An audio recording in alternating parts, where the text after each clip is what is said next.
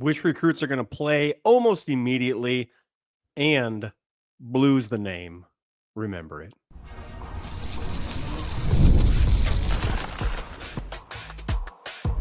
You are Locked On Bulldogs, your daily podcast on the Georgia Bulldogs. Part of the Locked On Podcast Network, your team every day.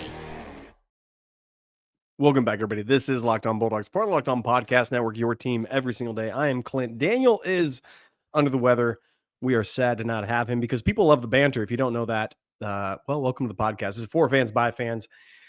We appreciate you everydayers who are here with us every single day, and the first listeners, those of us who listen every single day, but also the first listen and the loyal third segment listeners, those who listen all the way to the end. We appreciate you, also known as the 199. We love you all very, very much. My name is Clint. This is Locked On Bulldogs. Today's episode is brought to you by Game Time. Game Time. More on them in a second. Download the Game Time app, gametime.co. Every ticket need you have met by Game Time. Get in the game. Today we're talking about three things. It's pretty simple. Which UGA recruit is going to get the most playing time the quickest? We have a number of guys on this list that will likely see the field in an expedited manner. What that looks like, we're going to talk about that next. Secondly, we're going to talk about which one of them are going to have the best impact. Maybe they don't see the field the quickest because either there's people ahead of them or it's a position that's really hard to play in the SEC right away. Or maybe they're not ready, but talent-wise, their ceiling is very high, but developmentally, they're not quite there yet. We're going to talk about that. We're going to let you know who those players are. And then last, Blue Cane is his name. Learn it now. It was fantastic. We're going to do that. Stick around for the loyal third segment listeners. It's a blast. Okay, let's talk about them recruits and where they're going to be and which ones are going to get the early playing time. What's wild about this recruiting cycle, and truly wild, is that we believe fully and completely, we believe on this podcast that this recruiting class is going to be the same type of recruiting class. Remember the impact Jake Fromm and Richard LeCounte's class had on Georgia. You remember that? Remember they did the Christmas promo. Remember they did the whole video. Remember back in the, they were all like, it was this absolute crest over the hill of UGA recruiting that then just sent everything downhill in an avalanche of glory following that. We believe that we on this podcast believe that this class has that ability. And it's crazy what this class has. High upside, incredible depth. Actually, blue chip percentage, it's second only to Oregon. Oregon has the highest at like 90. Oregon, the people they signed, they didn't sign many, but the people they signed are dudes. Just really quick, if you want to go look at Oregon, the average ranking of every recruit is 94. No other person had over 94. It was 94.37. No one even close to them. They just have dudes up and down this roster. I mean, you look at it and it is littered with early enrollees, guys who are on their way to Corian Moore, wide receiver, over the cornerback out of Alabama, Finney, another cornerback out of Maryland. I mean, the rankings on it, they don't get below 90 one time in their recruiting cycle. So it's quite incredible what Dan Lanning is doing. But we're not here to talk about Dan Lanning. We wish him the best as long as he doesn't play Georgia in the playoffs. We're talking about Georgia. And here are the guys that I think could play almost immediately. We're going to talk about that first segment, who can play almost immediately. Second segment, who's going to have the highest ceiling, best career, maybe. And then lastly, Blue Cane, what he means to Georgia basketball. So let's start with these recruits and who I think is going to be playing right away. You start at the top. You start with the most talented and you kind of go down from there. There's not really a position of need other than we've already talked about the offensive line, defensive line. Need to get back to what they are. Defensive backfield has a couple of guys to replace in Malachi Starks and Dan Jackson. I don't think there's anybody in the early enrollees who might be able to step in to the defensive backfield. Well, there's a couple of guys who might have a very, very high ceiling in the defensive backfield. And a number of guys who are on the offensive side, if I'm going to be honest, probably the most exciting because we need the most change there with our rushing attack and our receivers who couldn't catch. It's well been noted, documented who those people are. So let's talk about the defense side of the ball, because I think that's where you start. You start at the top of the list. Elijah Griffin, defensive lineman, interior, 6'5", 300 pounds. We have a lack of high-end interior defensive lineman right now. There's nowhere where they put that. I don't know how else to say it. We have a lack. It's not great. It's not good. It's not glorious. Okay? Uh, he is by far today. You can talk about Isaiah Gibson, you can talk about technique, but I think um, Elijah Griffin is the most talented today.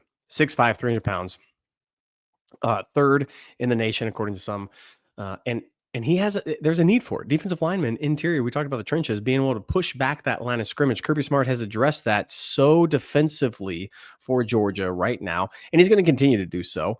An ongoing recruiting cycles. But he's the guy that might get playing time. Now, again, linebacker is probably the hardest in the SEC to play because you have to read, you have to react, you have to get the defense lined up. Defensive lineman, especially interior, follows what the linebackers are. We have a number of notable guys coming back. C.J. Allen, markedly the most important as he sets the defense, has leadership on that side. But if you're on the interior and you need to just push back a guard, you want to hand fight, get some strength. Endurance is a key. So I think that he's going to see some playing time in the second string of that second hockey line change that Georgia has been notorious for doing in the past. But I think Elijah Griffin can start day one. He could play a lot of reps. The second person that I see making a lot of headway, and I mean a lot of headway, is Zayden Walker. Look, I know we got Justin Williams. I know we got C.J. Allen. I know we got talented guys coming back for us. Really do. I'm not doubting that they are talented. But if I know how Kirby Smart has played before the inside linebackers, and when I say inside linebackers, I just mean linebackers. Because again, Jalen Walker was an inside linebacker that turned pass rushing specialist and was an absolute havoc maker. I really do think Zayden Walker has a package for him. Edge is going to be needed a replenishing of snaps and a replenishing of talent. He's a dude that I think gets snaps out there. You put him out in a package and you say, go light your hair on fire. There's no easier transition than to not get sucked into a tackle if you have speed and even one move. Even one or two moves. You don't have to have a whole 5, 6. You don't have to have a whole bag full of moves on the edge. You just have to be able to overpower, outmatch, outclass, and outspeed somebody on the edge in the SEC. I think Zayden Walker could potentially do that. Or at minimum, be able to spy somebody. That takes the headache of knowledge of a whole bunch of things and simplifies it, shortens it down, right? Simplifies a playbook, simplifies the speed of the game, makes it a one-task element. He's long, lean, fast, athletic, and can do that off the edge, just like Jalen Walker. So I anticipate him having some chance to do that. We're going to talk about a couple of guys that I think have the highest upside in this draft class. I think Elijah Griffin and Zayden Walker on the defensive side have the most potential to start right away. We're going to talk about a couple of guys that I think might have the highest ceiling of this draft class. But first, we're going to talk about these. These are, in fact, Game Time. GameTime.co, Game Time app. Download it right now and get in the game. It's very simple. It's very easy. Ready for this? Game Time lets ticket purchasing become a thing of ease. You put that slider over. That slider over takes care of everything up front. It has taxes, fees, price, everything right there. You don't have to wait and think, well, I'll get to checkout and then I'll see, have 15 tabs open. Don't do that. Game Time takes the guesswork out of buying tickets, as well as have 110% price back guarantee. If you find a price cheaper elsewhere, they're going to give you 110% of that straight to your account. It's fantastic. It's awesome. It's great. It's the place that Daniel and I go when we want to get tickets to any game. GameTime.co right now. Locked On College is the promo code. Get $20 off your first purchase. Terms apply. That's Locked On College. $20 off your first purchase. Terms apply. GameTime.co. Get in the game. All right, we're talking about what recruits can get early playing time. And now we're going to talk about which recruits can go ahead and have the highest ceiling of this class. So this is a little different because I think there are some guys whose talent is undeniable. There's some guys whose physical ability is ridiculous. But for a very host of reasons, either because we have two transfers coming in at a notable position of need at wide receiver. Thomas and Branch both coming in. They're playing right away. That's 2 of the 3 wide receiver spots when we don't have Oscar Delp and maybe Rydell in there together. Well, okay. Now all of a sudden you get 12 personnel. The 2 receivers are already taken care of. Okay. You get 11 personnel. Oh, now something different. What are we going to do there? But these are the highest upside guys. Okay. The guys that I anticipate looking back and saying the reason we won a championship or the reason we got back to the semifinals and into the final game is because we had guys, Jimmy's and Joe's, not X's and O's, as Kirby's mantra has been, to get us there. And I'll just let you know right now, the highest of ceilings is Talon Taylor. Guys, Talon Taylor is an absolute dude. Like, if you look at his film, what he has been able to amass and what he has been able to do in high school and the body of work is incredible. I don't think we're giving this kid enough credit. 6'1", probably 185 by now, out of Geneva, Illinois. You go up to Illinois. You go up to Illinois, you go out of the state of Georgia, out of the South to bring a kid in.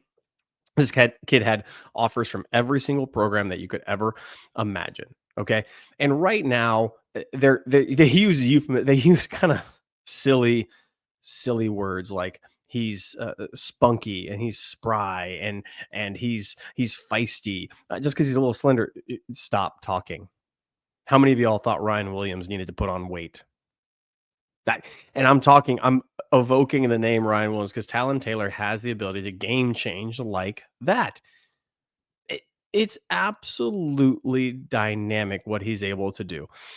He has star ability written all over him. He has the hands. He has the crisp route running. He has the top end speed. And I'm not afraid to say Ryan Williams with him. I'm really not. Talon Taylor likely won't see as many snaps as some people are anticipating. It's because, again, we have a touchdown maker in Thomas, and we have the most electric guy we will have on the field all year in Branch. The most electric playmaker we will have on the field at any given time is Branch. I know about Nate Frazier. I know about speedsters elsewhere. I do. I get it. I understand. Branch is the real deal. And his involvement in this offense has really, really given me a lot of confidence that we will ascend immediately for that. I know we got Roderick and Branson back there as well, who are going to absolutely tote the rock. And Kirby Smart is going to make running a fundamental aspect and priority this year. But Talon Taylor is exceptional. He's a special dude. Now, right behind him, 1A and 1B at the wide receiver, I think the highest ceiling, CJ Wiley. These two guys, CJ and Talon, might be the duplicate of Thomas and Branch. We get those two guys, one who's a red zone guy, one who moves very well, 6'4", one who's electric, one who's got speed written all over him. Okay, how about CJ? 6'4", 200 pounds, top close to 100 composite wide receiver. Those two just may step right up and replace what we're getting this year. Now, we don't know exactly. Again, don't put the cart before horse and say, well, these wide receivers, Thomas and Branch, are going to go ahead and light the world on fire. I anticipate them to, but as we've seen with transfer portal, please don't put that out there for the world to eat up and consume. It's bad news. However, man, y'all, I am thrilled for these two to get their reps. Maybe next year, maybe 2 years from now is more than likely the case. We've seen receivers at Georgia develop and excel. We really have. We've seen George Pickens. We've seen Ladd McConkey, two of the most notable that have gone high. They can develop. They can get there. I think CJ and Talon are it. The next one behind that is actually, I'm going to go a little bit off of a beaten path because while we're talking about ceiling, JJ Hani, by the way, 6'5", 280 from Germany. No one knows about him. He's got 3-star written all over him. Just because you look at him, you're like, well, that's basement level 3-star. We'll see what he does. He still has to prove some things. But I'm going to go a safety that when he committed and when he went to the Dogs, it was ripple effect by a lot of fan bases. I mean, a lot of fan bases turned around and said, dang it, that sucks. When he came into the Dogs, when he came on in, when he got the offer and then came on down, people were mad, legitimately mad. And that's Jalen Morgan. Jalen Morgan is Tennessee, Rockville, Tennessee, Rockville High, 6 foot, 180. He's rated in the top 30 of safeties, top 10 in the state of Tennessee, according to some metrics. Nationally, not as highly ranked, but if you look at this kid's tape and you look at what he's able to do, he's simply a ball knower. There are sometimes you see film. There's sometimes you get in a straight line, you sprint, you get some weight on, you bench, you squat, and you're like, okay, Nick Chubb lights us all on fire, and it's fantastic. Other guys, you look around and you say, oh, this is what I hinted at yesterday. His tape is faster. He's just sped up.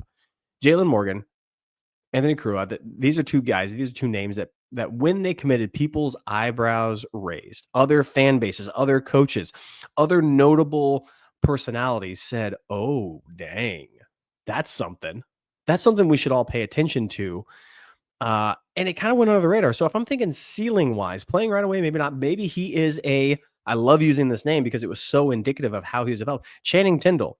Channing Tindall was highly regarded, but he wasn't the impact player right away until he got his time, until he sat a number of years, until he played, and then he showed out, and then NFL teams came a calling. I think Jalen Morgan has that ability. He can absolutely have that ability. Absolutely has that upside to turn into a Channing Tindall type player. And if you remember Channing Tindall, he was instrumental in that run. Instrumental for us, winning so many dang games and making noise. He was a dude upon dudes. And I know we had incredible linebackers. We had a trio of them that were stellar all the way across. And Kobe Dean, get healthy and get back to the Eagles and enjoy your Super Bowl win that I hope you have, because I hate the Chiefs and Patrick Mahomes. But Jalen Morgan could be that guy. Coming from the state of Tennessee, he has the build, he has the side. He reminds me of a Christopher Smith. And for those of us who want Bakari Rambo, by the way, Bakari Rambo could never play in today's college football because he would be tossed every single first quarter. Every single first quarter, he'd be tossed. Thomas Davis, tossed every first quarter. Greg Blue, tossed every first quarter. Christopher Smith filled an alley, was absolutely the reason Malachi Starks was able to play as a true freshman, because he had guys like Tyke and Christopher Smith back there. Tyke, a transfer portal, huge impact guy that got drafted, by the way, sat a couple of years, acclimated to Georgia football system and the SEC, Georgia football system, and was an All-American at one point, but needed to go ahead and get depth and training in that, and paid off big time for him. He's showing out. I really do think that Jalen Morgan has Christopher Smith written all over him. Smaller guy, that's what Christopher Smith was, but you didn't believe that. You thought he was lying, and the coaches were lying when he came and hit you in the alley. You really did. Because he filled an alley with absolute conviction. He was an all-star at setting the defense. We missed him terribly the year that he took off, and he was drafted, right, everybody? With no Christopher Smith back there, we suffered. We banked on Dan Jackson, which he filled in, and KJ Bolden, he filled in. I think KJ takes a step forward. I think he is now a type of guy that's going to solidify the back end. But my hopes are high for Jalen Morgan. Get to know the name, get used to him. He's going to be incredible. We're going to come back after this. I'm going to let you know more about Blue and what he means for Georgia. But first, these. And these are, in fact, Prize Picks. The big game is almost here, and there's no better way to make it more exciting than win with Prize Picks. The best place for daily fantasy sports. With over 10 million members and billions in winnings awarded, Prize Picks makes it fun and simple to get in the action. Here's how it works. You pick more or less. That's it. Up to 1,000 times your cash. Prize Picks even has a free pick for the big game. Patrick Mahomes only needs to throw 1 yard to win. Pair that with more correct picks, and you're cashing out. Check out the promos tab, all under the super sweet Millie winners big game lineups. If you tail a lineup that goes 3 for 3, you can win a split of $1 million in promo funds. Download the app today. Use promo code LOCKEDONCollege. Get $50 instantly after you play your first $5 lineup. That's code LOCKEDONCollege. $50 instantly after you play your first $5 lineup. Prize Picks. Run your game. Hey everybody, guess what? It's the third segment, and it's the time where don't you dare turn it off. Don't you dare go anywhere. This is the banter. If Daniel and I were here, we'd be going back and forth, and I'd be letting him lead out because this just in, ladies and gentlemen, may I introduce to you the team that everybody was complaining, everybody thought had fallen off. LSU. Look, there is no team in the SEC, zero teams in the SEC that are bad. But it is just absolutely stacked from top to bottom. This SEC conference is the best that we have seen probably ever, like as an SEC, and probably one of the most talented conferences in college basketball history. And yes, I know what I just said. In the history of college basketball, this is likely the deepest, best conference we've ever seen. You can go back to the 90s, you can go back to anybody before, hasn't seen something like this. Every single SEC squad is highly, highly regarded. Okay, Georgia comes in. And Georgia plays LSU. LSU is 12-10, 1-8 in conference. And you say, okay, that's not great. But again, it's the SEC. They probably are above 500 and everything else anywhere else. And we're in a much better spot today. We need a couple more wins. We have a few bigger things on the horizon. Okay. I know we're looking ahead and we're thinking to ourselves, who else can we get wins against? We have Mississippi State, number 22, Texas A&M at A&M. That's going to be nearly impossible game on Tuesday. Missouri, who, by the way, took Tennessee down to the wire and almost won, losing by 4 to Tennessee. Missouri's a good squad. Auburn at number 1 Auburn. Ooh, just good luck. Like, we're hoping to get out. Like, we're hoping for no injuries is what we're hoping for. But we end the season, Texas, South Carolina, Vanderbilt, 3 winnable games, 2 on the road, I understand. And we said the SEC, if you're in the road, you're not going to win. If we take Mississippi State, if we win that game, we win both those, we lose to A&M, we lose to Auburn, we lose to Florida, but when we win the last 3, right? So it'd be winning against LSU, winning against Mississippi State. Let's say we lose A&M, we lose Missouri, lose Auburn, lose Florida. Rough. But we go 2, 4, and 3. I think that gets us firmly in March Madness with no question asked whatsoever. And a majority of that is because of none other than almost nearly triple-double himself, Blue Cane. Blue Cane almost had the triple-double, and the broadcast would not leave him alone on it. They were just dogging him the entire time, hoping for it to take place, which I was good for. I was glad to see. But it really kind of took away from just how well he played in all regards. He was 4 of 6 from the field, 1 of 2 from three-point. He had 10 rebounds, 8 assists, 10 points. He had a steal. But this just in, ladies and gentlemen, Blue Cane, no turnovers. We talked about how turnovers were such an important part of Georgia basketball, limiting those and getting ahead, and Blue Cane had no turnovers. I think that was one of the most impressive aspects of the game. We had 13 total turnovers. The starting 5 only had 4 on their account. Godfrey, Newell, Demery, and LaFew had 1 turnover each. It was Santo as well as Tyron Lawrence, who had 5 combined, 3 and 2 respectively between them. But I just want to talk about how this team compiled this win. And Blue Cane had a lot to do with it. Asa was just fine again, 30 minutes, 6 of 10 from the floor, 17 points, led the team in scoring, had a steal, 4 rebounds, but a lot of them come on the offensive end of the glass, which was really, really incredible to see.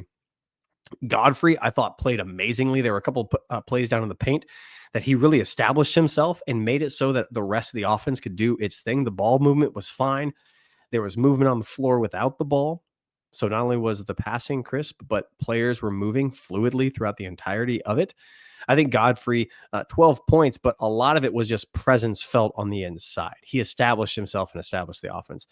Demery, it's going to be interesting because I think Silas is a great ball handler. He is great on the defensive end. I think we're seeing his limitation. I know, especially this game. 3 of 12 from the field, 2 of 7 from behind the arc.